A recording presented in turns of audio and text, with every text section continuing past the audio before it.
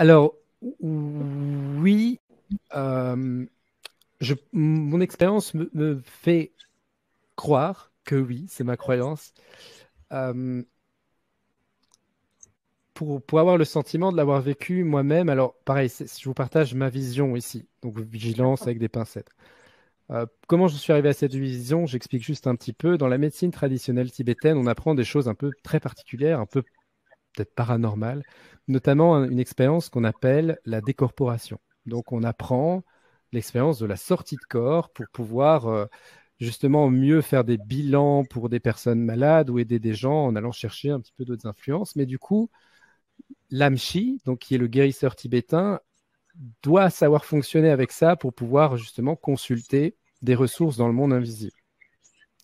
Et du coup, bah, c'est des expériences que je peux vivre à certains moments et ça a été une de mes questions. Tiens, comment se structure la mission de vie? Est-ce qu'on garde la même? Est-ce qu'elle change notre vision, tout ce truc?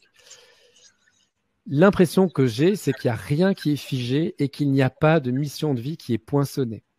C'est très particulier. On a une façon de réfléchir au niveau mental qui est très linéaire. Et on se dit que la vie est quelque chose de linéaire. Pour nous, tel qu'on le projette, notre pensée peut être linéaire. Euh, et donc, en fait, on voit le début, le commencement de la vie, la fin de notre vie comme une ligne, avec l'idée de se dire, OK, il faut que j'ai des achievements là-dessus, que j'ai réussi des trucs et que j'ai vraiment manifesté mon truc. Mais en réalité, et la physique quantique nous le dit bien, l'expérience temporelle, elle n'existe pas. Il n'existe que le présent. Et c'est très particulier parce que, pour essayer de vous partager ça, c'est que je ne crois pas qu'on ait de mission. On n'a pas de destination, par contre, il y a un chemin. Le chemin est la destination en tant que telle, c'est-à-dire la façon de faire le moment présent égale là exactement où vous devez être. D'où l'importance de se sentir le mieux possible dans le moment présent. Et moi, tel que je le vis aujourd'hui, c'est que tout mon chemin au quotidien est d'essayer de me sentir le plus aligné possible dans ma vie au moment présent.